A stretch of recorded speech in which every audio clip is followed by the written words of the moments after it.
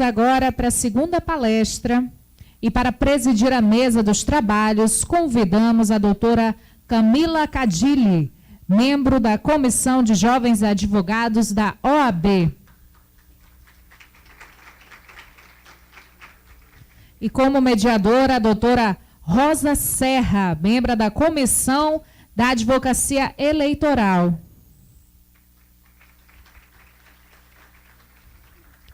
Teremos agora a palestra Os Agentes Públicos em Ano Eleitoral, com o advogado, sociólogo e cientista político e presidente da Comissão de Advocacia Eleitoral, Dr. José Luiz Gama.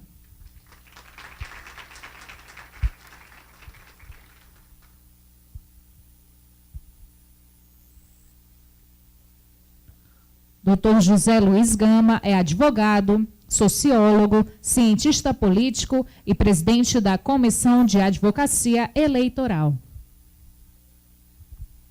Com a palavra, a presidente da mesa.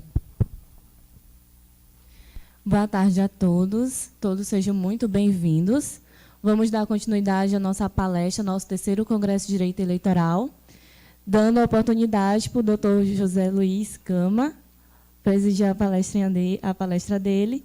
Por favor, doutor, fique à vontade. Pode.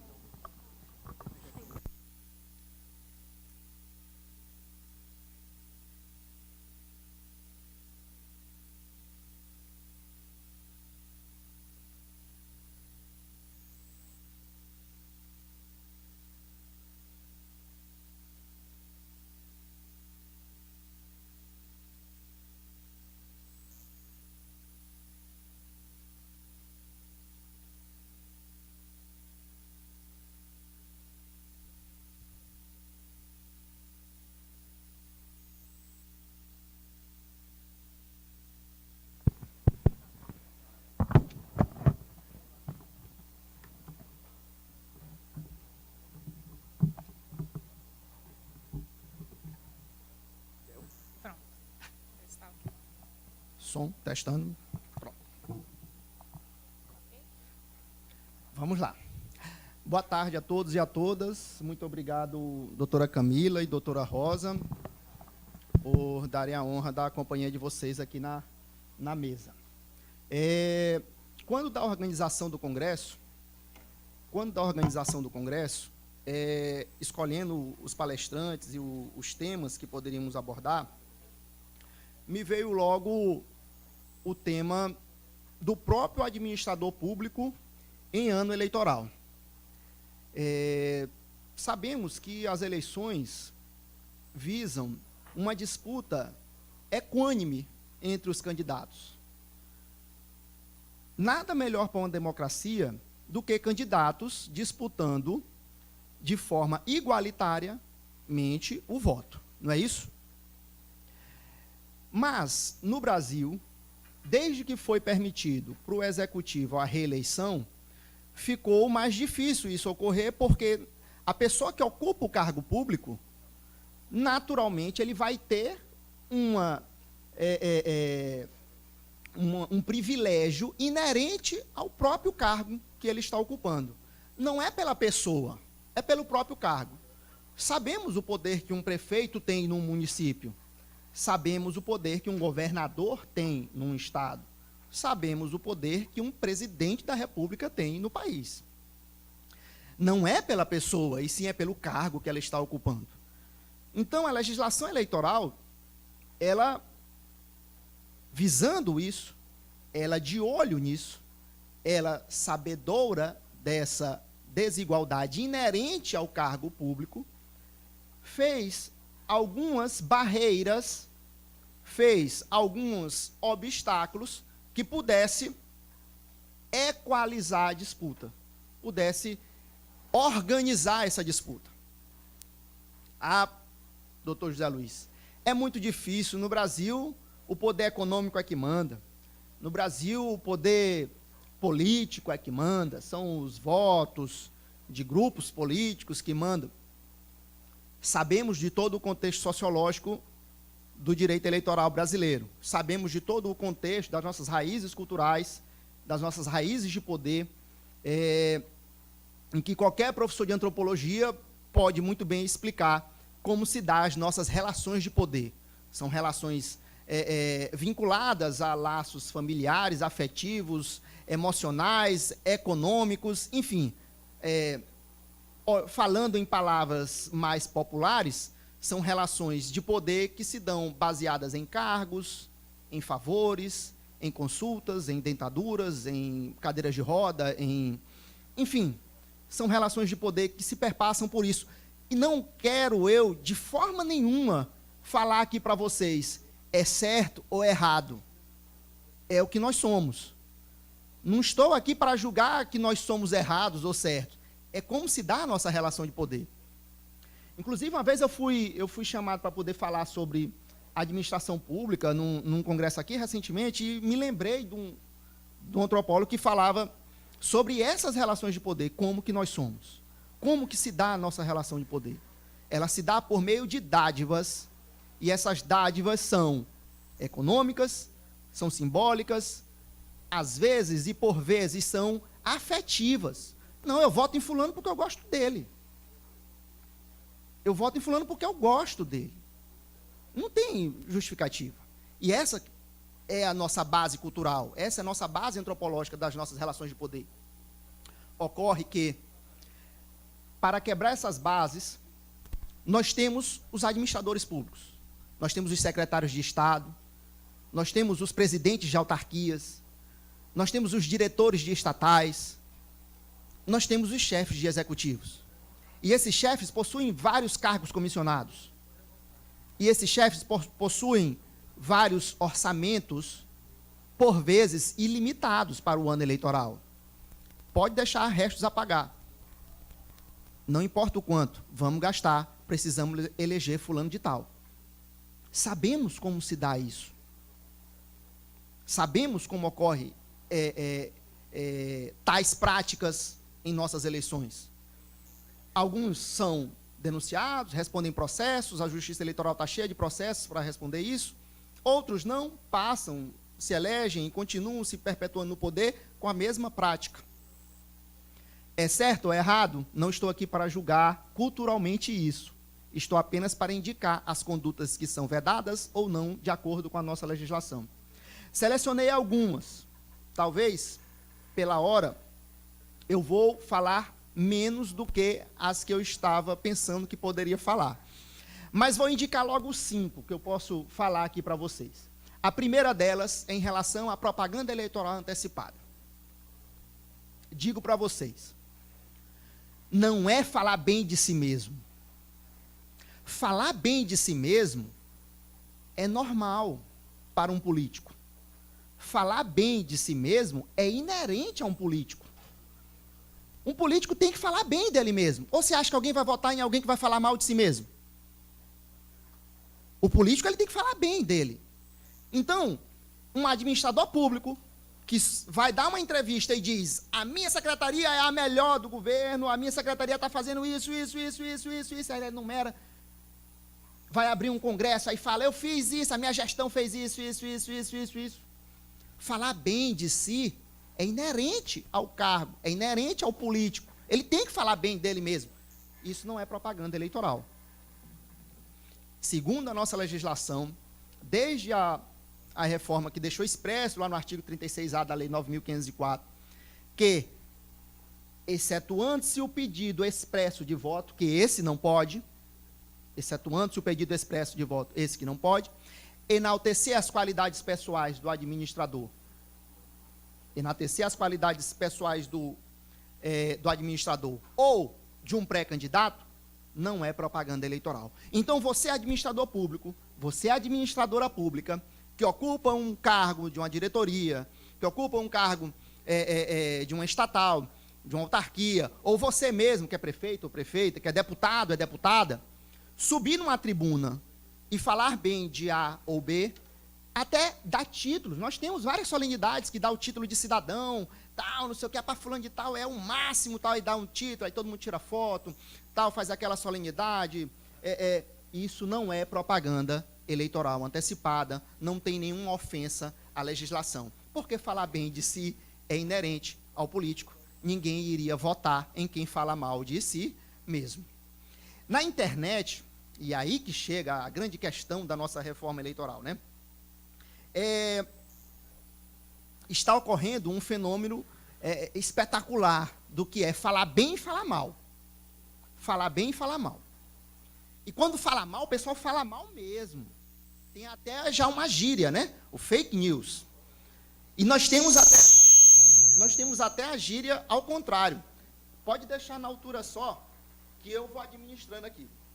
Eu não sei quem juntaram aqui Eu falar fora do microfone, vocês me escutam? Não? Poxa, desculpa. Vamos lá, então vou botar o microfone. Tem até a gíria fake news. Foi recentemente cunhada pelos próprios servidores lá do Facebook, e acabou espalhando, viralizando na internet, e hoje todo mundo fala fake news, tal, né? Fake news. Eu tenho no meu Instagram, inclusive, umas piadinhas que eu boto lá embaixo, fake news, porque tem gente que acredita. Mesmo eu colocando, é piada, tem gente que ainda acredita, né? Fake news, para a legislação eleitoral, não é novidade alguma. Não é novidade alguma. Desde que eleição é eleição, desde que Brasil é Brasil, principalmente nas eleições municipais, nós temos fake news.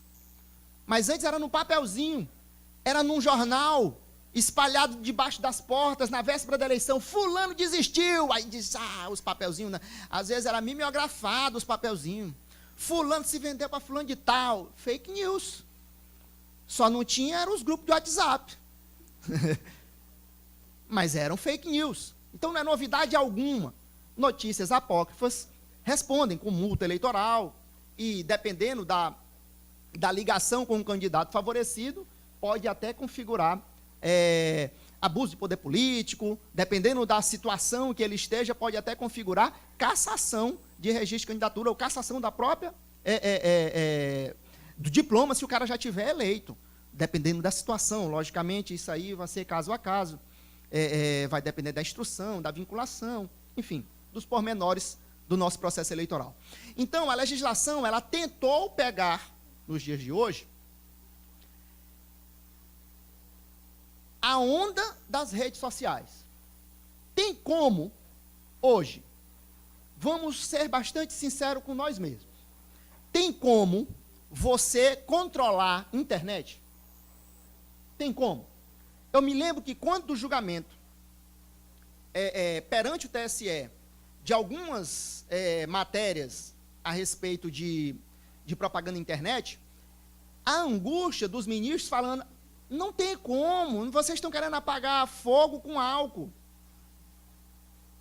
Porque uma vez lançada uma notícia num grupo de WhatsApp da família, tem aquele cunhado que pega um print e joga num grupo dos amigos do futebol. No grupo dos amigos do futebol tem uns 3 reservas que pega o print e já bota no grupo dos amigos do cabaré da sexta-feira. Em menos de 3 horas, pode pegar uma cidade inteira, uma notícia. Até um candidato conseguir pegar uma liminar para conseguir bloquear o celular da cidade toda, tem como fazer isso? Não tem. Teve até alguns juízes já aqui no Brasil que tentam, vocês não vão apagar não? Pois bloqueia o WhatsApp todo. Aí o Brasil ficou sem um WhatsApp durante 1 dia, 2 dias, não sei o que e tal, por conta de uma falta de respeito em relação a decisões liminares. É uma tentativa quase que impossível você conseguir controlar isso. Mas as regras já existiam. Elas só ficaram mais claras agora em relação a tais dispositivos. Por exemplo, você, cidadão, colocar no seu Instagram que fulano A, B ou C é mito, não é propaganda eleitoral antecipada. Está agora na resolução. Mito, não pode botar. Se você botar no seu Instagram que fulano de tal merece estar livre, porque você vai votar nele livre ou preso, livre, não é propaganda antecipada da sua parte.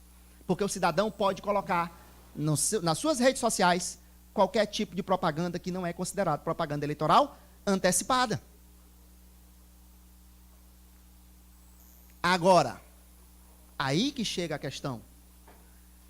um administrador público pode pegar o site da sua pessoa jurídica e colocar fulano de tal mito, fulano de tal livre? Não pode.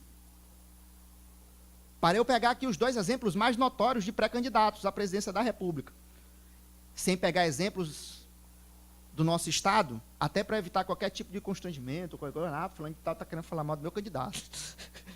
Né? Os candidatos mais notórios aqui é a presidente da República. Um administrador público não pode botar no sítio oficial do órgão público.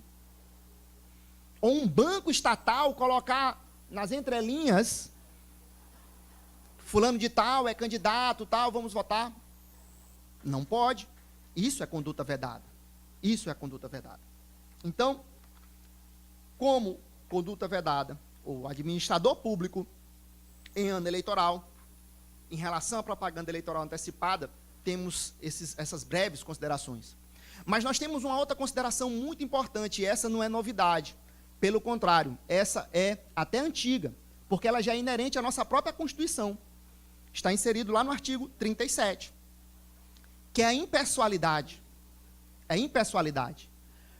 Qualquer propaganda de órgão público,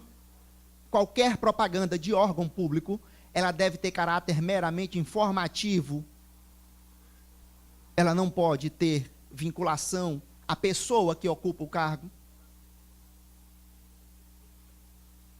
Então, se você sonhar a vincular uma pessoa a algum órgão público reiteradamente nas propagandas, fulano de tal, o órgão tal, vinculado, fulano e órgão, fulano, já feriu o princípio da impessoalidade.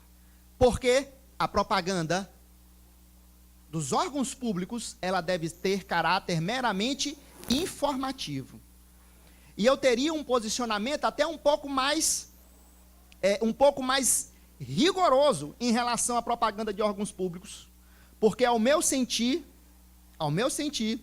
órgão público não precisaria nem fazer propaganda. Nem precisaria fazer propaganda. Já é um pouco mais rigoroso, mas isso aí nem pensar ocorrer no Brasil, né? Isso aí não tem como. Porque, no meu sentir, não tem por que tu fazer propaganda de uma coisa que é obrigação tua. Por que o órgão vai fazer propaganda daquilo que ele tem por obrigação legal fazer? Vocês entenderam aí a tese, né, a ser levantada? Mas esqueçam isso aí que no Brasil não tem como, né? Imagina sei lá, qualquer órgão estatal, ele é obrigado, sei lá, por competência funcional e legal, prestar auxílio a enchente, sei lá. E ele passar a fazer propaganda. Olha, estamos prestando um auxílio. Olha, como nós somos bons, estamos prestando um auxílio. Por que fazer propaganda daquilo que é inerente à sua função legal? No Brasil, nós não podemos, de forma nenhuma, pensar nesse tipo de tese, porque realmente não tem como. É inerente à administração das nossas estatais, à administração dos nossos órgãos públicos terem essas propagandas. E muitas das vezes erram a mão os administradores que confundem o seu nome, a sua imagem, àquele órgão. E isso nós estamos vendo, tanto aqui no Maranhão, quanto de nível nacional, em alguns municípios de interior. Então, saibam que isso se trata de conduta vedada, e, às vezes, se a pessoa não for condenada por propaganda eleitoral antecipada, ela pode ser condenada por abuso de poder econômico, abuso de poder ou abuso de poder político, pelo fato de estar utilizando recursos públicos, que é a propaganda, para se promover. A propaganda institucional. Essa é totalmente vedada 3 meses antes da eleição. Vocês que estão se preparando para prestar suas assessorias, ou então você, candidato, que está preparando para se lançar esse ano, saiba que nós já entramos no período mais rigoroso do calendário eleitoral. Nós já entramos nos 6 meses anteriores à eleição. Nós já estamos naquele prazo que já venceu as desincompatibilizações, já venceu várias desincompatibilizações, já venceu os prazos de troca partidária, de filiação partidária, já venceu o prazo de 6 meses em relação alguns gastos públicos, mas em relação à propaganda institucional, os administradores e os agentes públicos ainda possuem mais alguns meses, 2 meses e alguns dias, porque ele pode utilizar a propaganda institucional até 3 meses antes da eleição, especificamente no dia 7 de julho desse ano. Doutor, tudo bem, a propaganda institucional ela pode ser feita até o dia 7 de julho, mas eu notei que determinados órgãos estão aparecendo mais nessas propagandas. Eu notei, parece que tem alguns órgãos aí que estão mais visíveis que outros, do que em outros anos, né? Saiba que é vedado ao administrador público, aumentar a receita com propaganda e publicidade institucional que supere ou ultrapasse a média dos últimos 3 anos da administração. O executivo, ele não pode, no último ano do seu mandato, aumentar a verba para propaganda e publicidade institucional que supere a média dos últimos 3 anos do seu próprio mandato. Por isso que alguns administradores fazem o quê? Não vou falar essa palavra, não, porque vai ficar feio. Que fazem o quê para tentar driblar essa regra? Eles aumentam a verba ou aumentam o orçamento no ano anterior, ou seja, no 3º ano de mandato, eles aumentam a verba, sobremaneira a verba, para manter a verba para... Eu pensei que deve estar na cabeça. Não pode. Eles aumentam a verba no 3º ano para chegar no último ano já com o orçamento no teto, sem deixar restos a pagar para as publicidades, né? As publicidades são em dias, sobretudo os convênios também, né? Vamos agora logo a esses convênios. Doutor, pode fazer licitação em ano de eleição? Eu noto que tem muita gente que para os seus órgãos, tal, porque não pode fazer licitação, não pode fazer. Pode fazer licitação, pode fazer. O que você não pode fazer é a transferência voluntária de recursos entre os órgãos. O que não pode é ter o convênio da União, nos 3 meses que antecedem a eleição, transferindo convênios para o Estado. O Estado, 3 meses antes da eleição, começar a transferir convênio para os municípios. Então, o que não pode é a transferência voluntária de recursos, porque isso, ao sentir da justiça, ao sentir da legislação, seria como se fosse aquisição de votos, né? Compra de votos. Seria compra de apoios políticos para as coligações. Então, a assinatura de convênios próximo, especificamente ou objetivamente, 3 meses antes da eleição.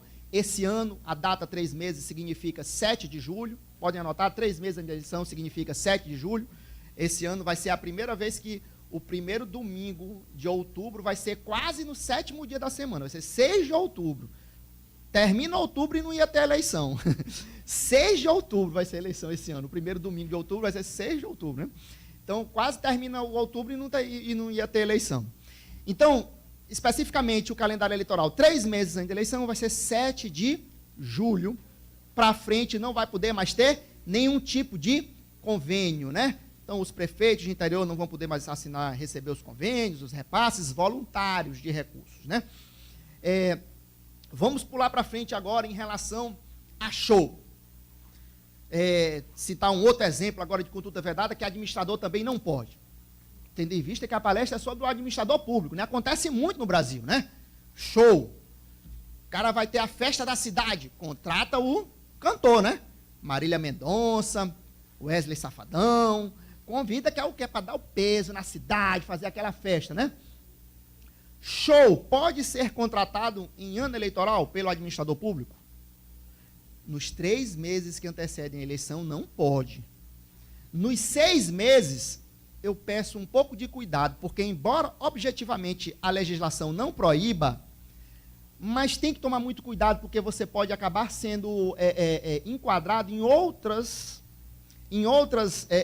partes da legislação, como aumento de gastos, compra de voto, enfim, outras, pelo fato da organização do show envolver não só a contratação do cantor em si. Tem uma festa, tem um bolo, geralmente tem no palanque a pessoa falando, né? Então, objetivamente, na legislação fala, Administrador público não pode fazer contratação de show nos 3 meses que antecedem a eleição. Doutor, tudo bem. Brasil, Maranhão, interior do Maranhão, vocês podem imaginar como é o povo mais criativo que tem na face do universo. Não é no Brasil, não. O interior do Maranhão são os maiores vanguardistas de criatividade do universo. Não é do planeta, é do universo.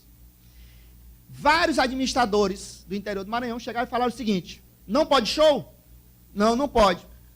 Mas pode um paredão de reggae. Não é show. E, objetivamente, a legislação não está dizendo, vedando paredão de caixa de som. O problema, minha gente, é que um paredão de caixa de som, o famoso, como é que é, a pedrada, né? O paredão de reggae e tal, aquilo ali é o próprio show, né? Tem empresários do ramo artístico regueiro que o nome do paredão das caixas de som é o próprio nome artístico ou é o próprio nome político, não é não? Então, não se pode utilizar isso porque vedação de contratação de show é considerado show. E imagine os senhores, o TSE se manifestou expressamente sobre isso. Teve que se manifestar expressamente para poder explicar.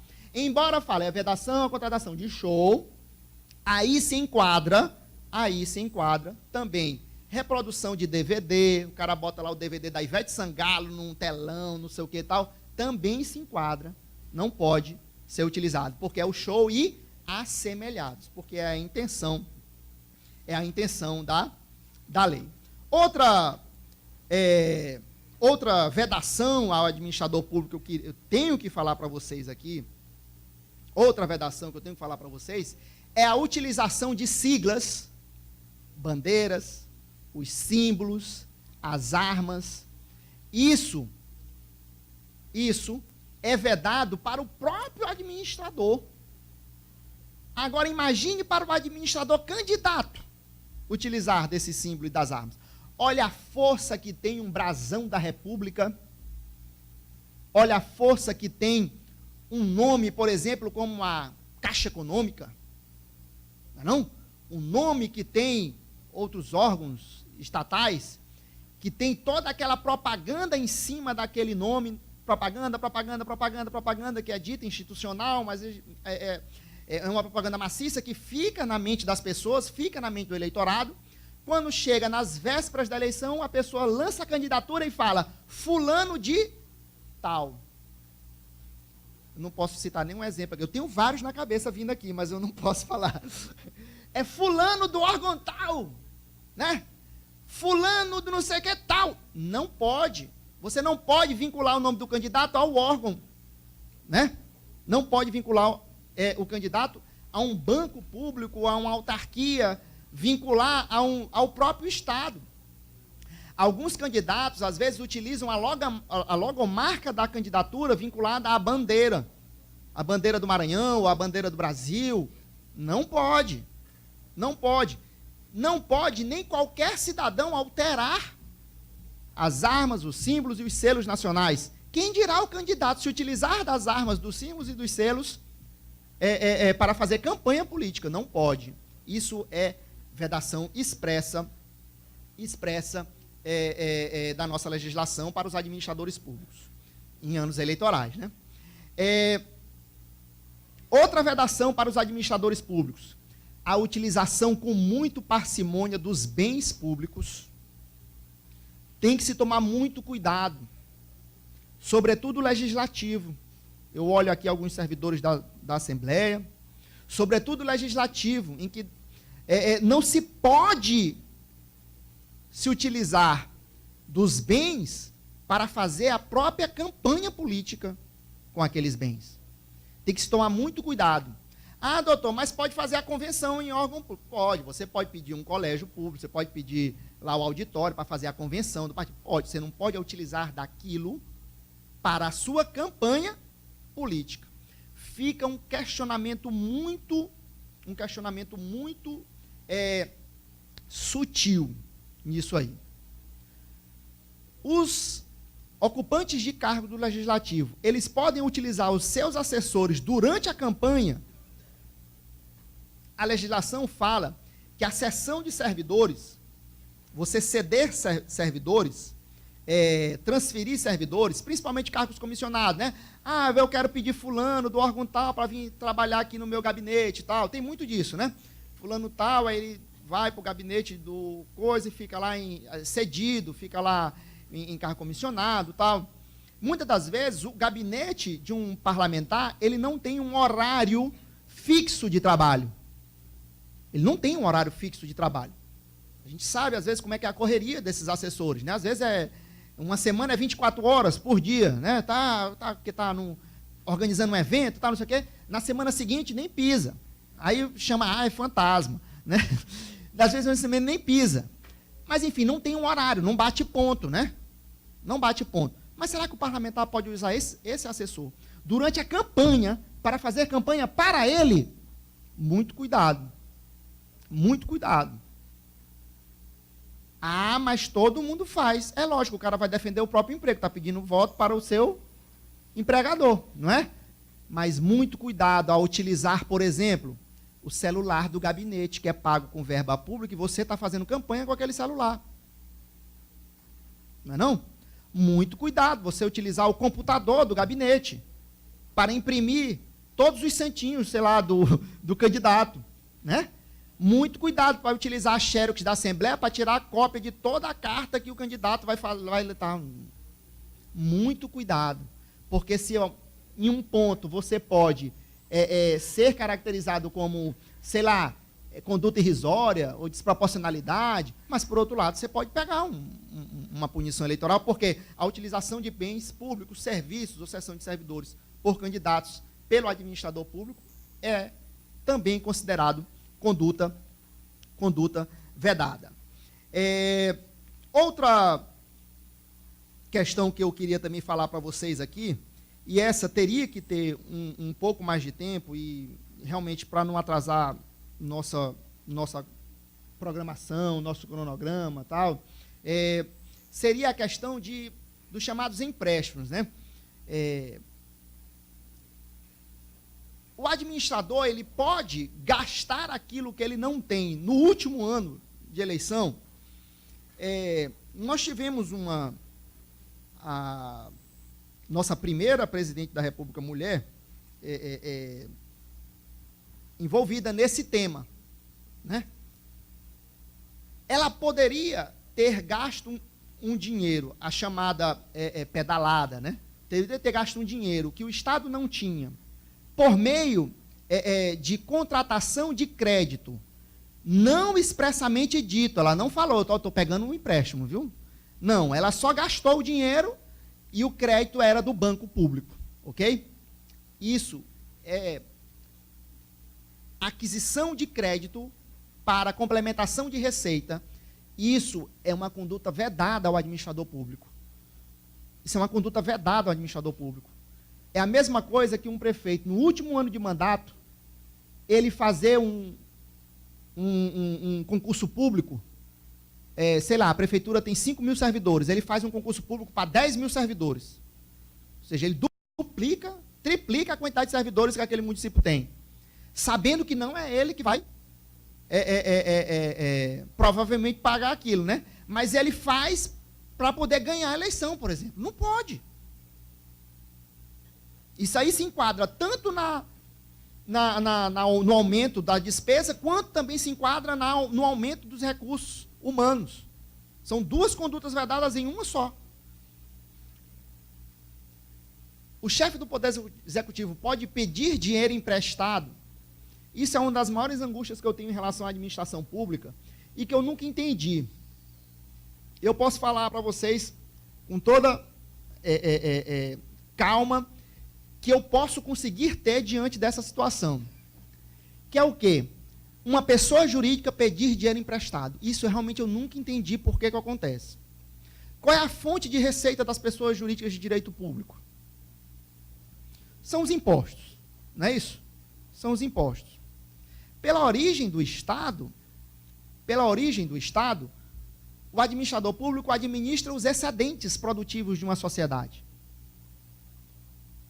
Se nós formos pegar lá do início, o primeiro grande estado burocrático de direito, que foi a civilização egípcia, eles construíram os silos para armazenar os grãos excedentes da produção.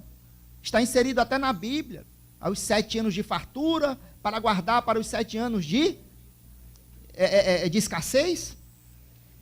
O Estado se organizou naquilo ali para poder o quê? Administrar o excedente. Então, ali, a gênese da burocracia estatal já se sabia. Nós administramos os excedentes. O que é? Nós produzimos 100, enquanto sociedade consumimos 80, e os 20 que sobraram vai para a administração pública estatal. Gastar com o quê? Gasta com os servidores públicos, gasta com o exército, gasta, enfim, com o silo para guardar a semente para os anos de escassez. Só que nos dias de hoje, nós temos pessoas jurídicas de direito público que arrecadam impostos por meio de um próprio espólio ou endoespólio, apertando o pescoço da população toda mesmo, pagando imposto exorbitante. Uma pessoa jurídica de direito público que arrecada 100, gasta 200, e ainda diz, não é suficiente, vamos pedir emprestado para mais. Ou seja, não está administrando o excedente. Está gastando muito mais do que pode e ainda pedindo dinheiro para endividar as próximas gerações. Que pessoa jurídica de direito público é essa? Ah, doutor, o senhor está falando mal de fulano? Não. Nós estamos aqui analisando o que está ocorrendo desde Delfim Neto, um grande economista brasileiro, falava que dívida pública não se paga, rola-se. Né? O que se acontece nas pessoas jurídicas hoje? Só rolando empréstimos atrás de empréstimos, ou seja, não se está vivendo através dos impostos, está vivendo através de empréstimos, pedindo empréstimo para poder fazer pequenas obras públicas, porque o próprio orçamento já está afetado. Se essa conduta, por si só, em qualquer ano, ela já é maléfica, a legislação fala que em ano de eleição ou em ano eleitoral, aí mesmo que ela é proibida por completo. Você não pode contrair empréstimo, principalmente contrair um empréstimo por baixo de subterfúgios legais, que é pegar dinheiro de um banco público e colocar no próprio orçamento, com a previsão de que a receita a ser recebida no ano seguinte vai cobrir aquele rombo que foi gasto agora. Então, você já está contando com um imposto que vai ser arrecadado no ano de 2020 e já está gastando de hoje. Isso é conduta vedada para os administradores públicos, então, operação de crédito por antecipação de receita, também é uma conduta vedada para os nossos administradores públicos. Falo para vocês aqui, ainda, dentro dessa visão de como os administradores públicos devem se portar em ano eleitoral, porque as consequências são das mais drásticas que a legislação eleitoral pode dar. Desde a aplicação de multas, no caso de propaganda eleitoral antecipada, que vai de 5 mil a 25 mil, né? Podendo até ser aumentada, dependendo do alcance, até a cassação. O cara ganhou a eleição e vai ser cassado. Então, olha o cuidado que os administradores públicos devem ter para a sua própria campanha, bem como para a campanha dos candidatos que eles apoiam. Nas eleições desse ano, nós teremos vários candidatos a deputados estaduais que estão no cargo, vão conseguir apoios de prefeitos municipais que estão no cargo e vão ter que tomar muito cuidado nessa conduta aí das inaugurações de obras, as festas para entrega de poço, né? Faz a maior festa, bota balão, tal, para entregar um poço artesiano, as festas para entregar uma reforma de uma escola, uma reforma de um posto de saúde. Muito cuidado, nesse calendário eleitoral, muito cuidado nessas condutas, porque o administrador público, mais do que ninguém, ele deve primar, prezar pela probidade administrativa. Um sociólogo francês chamado Émile Durkheim,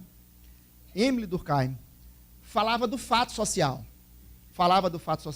E eu costumo muito falar de Émile Durkheim quando desses julgados, porque o fato social político, ou o fato social político brasileiro, ele é extremamente explicado por esse fato social de Durkheim. São condutas exteriores aos eleitores, são condutas, por vezes, coercitivas aos eleitores, porém são gerais em todas as eleições. São gerais. Não quero aqui dizer para vocês que existe, como o Malinowski falou, do bom selvagem. Não se tem mais essa figura do bom selvagem, ou o eleitor fraco, ou o eleitor que não sabe o que quer. Não se tem mais isso. Você pode ir no rincão mais distante, no povoado mais distante do interior do Maranhão, você vai ter uma liderança política, o cara vai estar com a pastinha debaixo do braço, fazendo política, e ele é liderança política, tem lá os eleitores, tem uma listinha lá com o título e o número de cada um de quais as pessoas que ele diz que é o grupo político dele. Não se existe mais esse eleitor que, o bichinho é besta, ele não está sabendo de nada do que está acontecendo. Não, pelo contrário. Ele faz esse diálogo, e isso é um fato social inerente às nossas eleições. Se é um fato inerente às nossas eleições, e em contrapartida nós temos a legislação eleitoral, que diz quais são os marcos, as fronteiras para os administradores, cabe à Justiça Eleitoral fazer justamente a análise, o sobrepasso entre a nossa realidade cultural e as barreiras legais. E aí é que entra a interpretação da nossa corte, entra a interpretação das cortes superiores, para saber, dentro da potencialidade, da proporcionalidade, se deve realmente caçar ou não caçar um candidato eleito, se deve ou não levar ou não levar à frente determinadas ações eleitorais ou multas, porque às vezes você encontra pessoas que se candidataram, tu pergunta, não sabe nem por que a pessoa realmente se candidatou, né? Tem coligações que você olha, coligações proporcionais de vereador, coligações proporcionais, às vezes, de deputado estadual, de alguns partidos, que a pessoa, às vezes, nem sabe, descobriu que ela candidataram ela. Ela é filiada, tal. Inclusive, eu estava até comentando aqui para o professor, falando sobre participação da mulher, que uma vez uma ex-aluna minha me telefonou, porque ela tinha passado num concurso público e não estava conseguindo organizar toda a documentação, porque constava na Justiça Eleitoral que ela não tinha prestado contas de campanha da eleição passada. E ela falou, mas professor, eu fui lá e justifiquei a minha presença, mas eu descobri que eu fui candidata. Ou seja, candidataram ela em uma coligação no interior que ela não fazia nem a mínima ideia de que... E ela só foi descobrir depois que ela foi aprovada. Então, determinadas realidades que realmente só o Maranhão para inventar, né? São determinadas situações que só o nosso contexto cultural, só o nosso capital cultural, só a nossa raiz cultural que explica. E cabe aos tribunais, cabe às cortes, cabe aos julgadores analisar essas condutas. O fato é que, muito embora a legislação tenha parâmetros ou fronteiras bem objetivas do que pode e o que não pode ser feito em ano eleitoral, sobretudo em ano eleitoral, nós temos que analisar isso com a parcimônia inerente à nossa realidade eleitoral. Muito obrigado.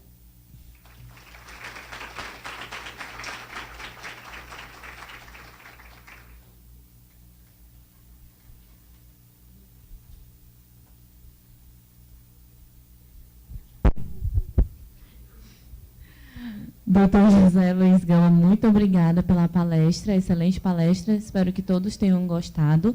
Eu vou passar aqui para a nossa doutora Rosa, que vai falar um pouquinho sobre a palestra do doutor José Luiz. Doutora Rosa, por favor. Boa tarde, muito bom estar aqui, ainda mais com o nosso presidente da nossa comissão da advocacia eleitoral, ele, com o grande conhecimento que ele tem na área, nos explanou de forma muito didática, fez um resumo realmente das vedações, do que pode, do que não pode, nas eleições de 2018. Então, foi muito esclarecedor. E, realmente, nós, além de sermos eleitores, todos nós somos comunicadores.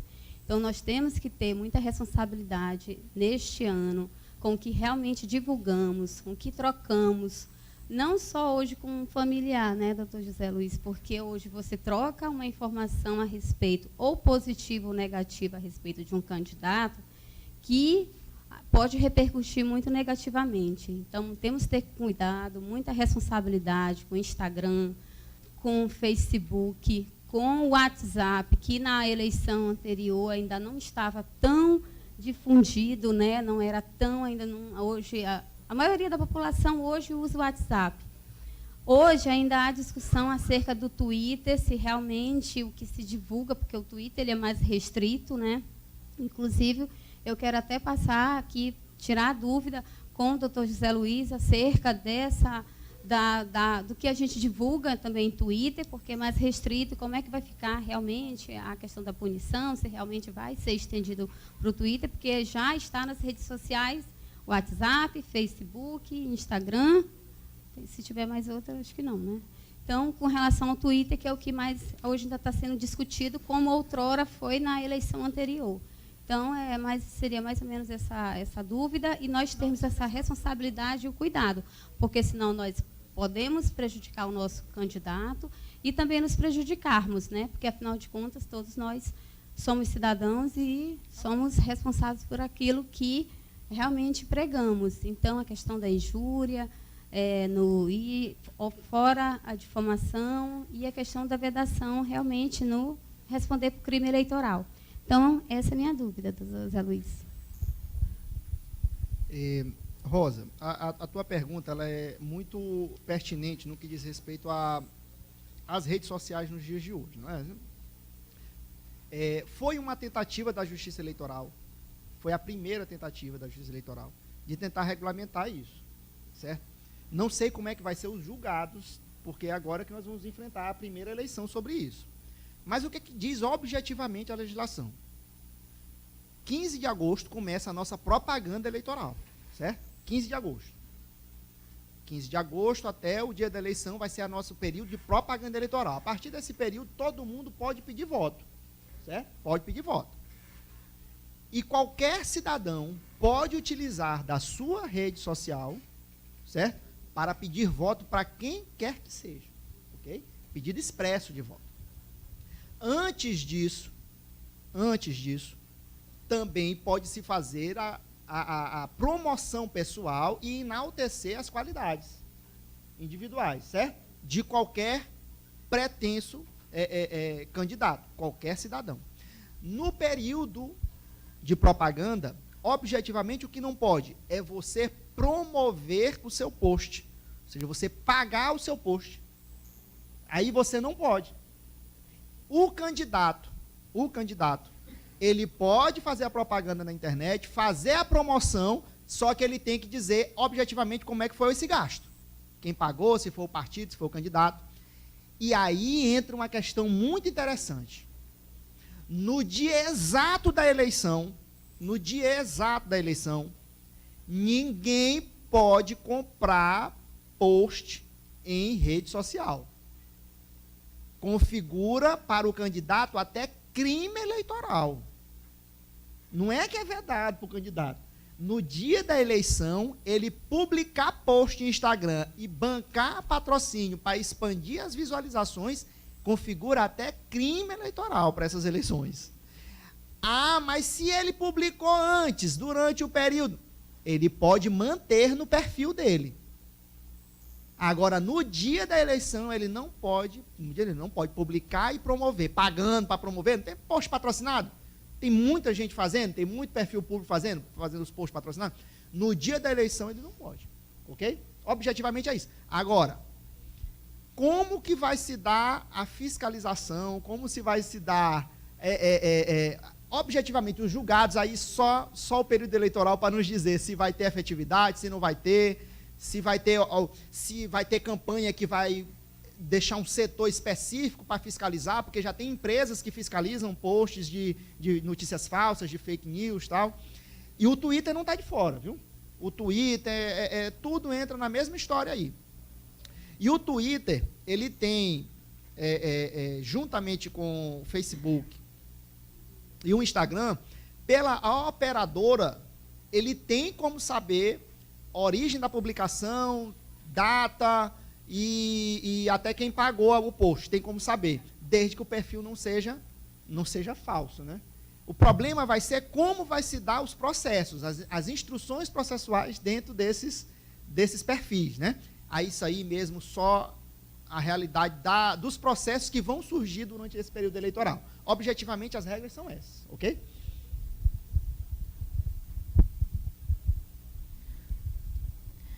Muito obrigada, doutora Rosa, doutor José Luiz Gama. Estou aqui com o certificado para entregar, para agradecer a palestra esclarecedora com assuntos muito pertinentes. Deixa eu só tirar aqui o certificado.